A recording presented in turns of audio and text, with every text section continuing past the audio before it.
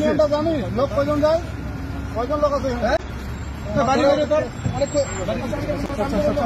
বাড়ি কই বাড়ি কোন জায়গায় তোর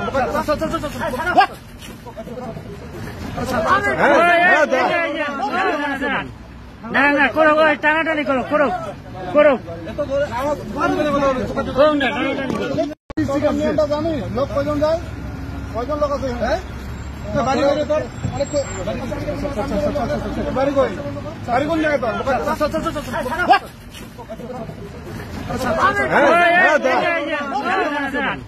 না না করো টানাটানি করো করো করো চারদিকে সোশ্যাল মিডিয়ায় এত ভিডিও ভাইরাল হচ্ছে, অনেক সিভিক ভলান্টিয়ার সাসপেন্ড হয়ে যাচ্ছেন। সিভিক ভলান্টিয়ার যাদের দায়িত্বে কাজ করছেন এএসআই পর্যন্ত সাসপেন্ড হয়ে যাচ্ছেন। জবাবদিহি করতে লাগতেছে পুলিশ প্রশাসনকে এই সিভিক ভলান্টিয়ারদের জন্য। কোথাও কোথাও দেখা যাচ্ছে যে এই সিভিক ভলান্টিয়াররা সাধারণ মানুষকে হাতাহাতিতে জড়িয়ে পড়ছেন, আবার কোথাও দেখা যাচ্ছে যে সাধারণ মানুষ যারা জাগ্রত হয়ে গেছেন তারা এদের সাথে হাতাহাতিতে জড়িয়ে পড়ছে। কারণ সাধারণ মানুষ জেনে গেছেন এরা তো পুলিশ না, পুলিশের আন্ডারে এরা কাজ করছে। কি বলবেন? আবার সেই সমস্ত সাধারণ মানুষকে কেজো খেতে হচ্ছে, যেহেতু এরা পুলিশের দায়িত্বে আছে এবং পুলিশের আন্ডারে কাজ করছেন, যার জন্য অনেক সময় দেখেছি আমরা। কিন্তু এই যে সিভিক ভলান্টিয়ার, এই অটোতে মানুষ কয়জন চড়ছে কয়জন চড়ে নাই এর জন্যে গালিগালাজ তো করলোই, কিন্তু তাকে হাত ধরে যেভাবে টেনে নামাচ্ছিল, মানে ওদের মুভমেন্ট দেখেই বোঝা যাচ্ছে যে যদি সে নামতো তাকে ধরে মারামারি করা হতো, মারধর করা হতো। বলুন তো কোন রাজ্যে বসবাস করছি আমরা? আমাদের প্রশাসনিক ব্যবস্থা কতটা নিচে পড়ে গেছে।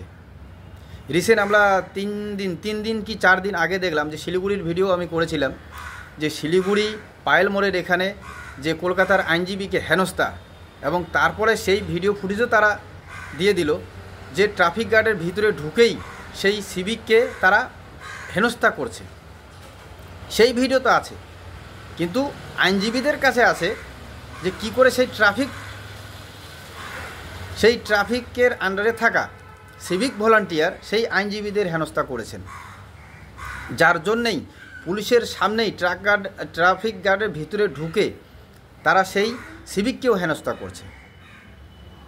এটা কেন সাহস পেল তারা পুলিশের সামনে? আবার তো এইরকম ঘটনা ঘটে, যার ফলে পরবর্তীতে জনগণ যখন একত্রিত হয়ে যায় তখন কিন্তু পুলিশ প্রশাসনেরও সামাল দিতে অনেক হিমশিম খেয়ে যায় এরা। কারণ সেদিনও আমরা দেখছি শিলিগুড়ি পায়েল মোড়ের এখানে কমপক্ষে 5 থেকে 5.5 ঘন্টা পথ অবরোধ হয়েছিল।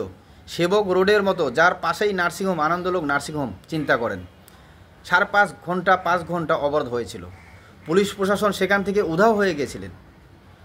কিন্তু পরবর্তীতে আবার এরকম সিসিটিভি ফুটেজ জারি করে বা সেই ভিডিও জাহির করে তারাও বলছেন যে না, আইনজীবীরা হেনস্থা করেছে। ভালো কথা, তাদের প্রশাসনিক ব্যবস্থা নেওয়া দরকার, কিন্তু সিভিক ভলান্টিয়ারদের এই রকম বারবারান্ত আর কত রাজ্যের সাধারণ মানুষ সহ্য করবে? এই হেনস্থাকে সহ্য করবে বলুন তো? এই ঘটনা হচ্ছে একজন অন ডিউটি সিভিকের মুখের ভাষা শুনুন। টোটোতে প্যাসেঞ্জার বেশি ওঠায় তাদের হাত ধরে টানাটানি শুরু করে এই 3 জন। সে ঠিক আছে, সচেতন করতে ওনারা করতে পারেন, তবে সাথে অকথ্য গালিগালাজ এটা কি? ঘটনাটি আলিপুরদুয়ার জেলার বাংলা আসাম সীমান্তের পাকড়িগুড়ি এলাকার। এরপরেও সাধারণ মানুষের থেকে সম্মান আশা করে কিভাবে? ঠিকই কথা, বাংলা আসাম সীমান্ত পাকড়িগুড়ি আছে সেখানকার, চিন্তা করো তো। কি বলবেন আপনারা? কবে আমাদের প্রশাসন সতর্ক বা সাবধান হবে? আমরা তো অনেক সময় শুনেছি এই সিভিক ভলান্টিয়ারদের অনেক রকম ট্রেনিং দেওয়া হচ্ছে। তাদের কি এই ট্রেনিং দেওয়া হচ্ছে না যে রাজ্যের সাধারণ মানুষই হচ্ছে দেশের মালিক, রাজ্যের মালিক?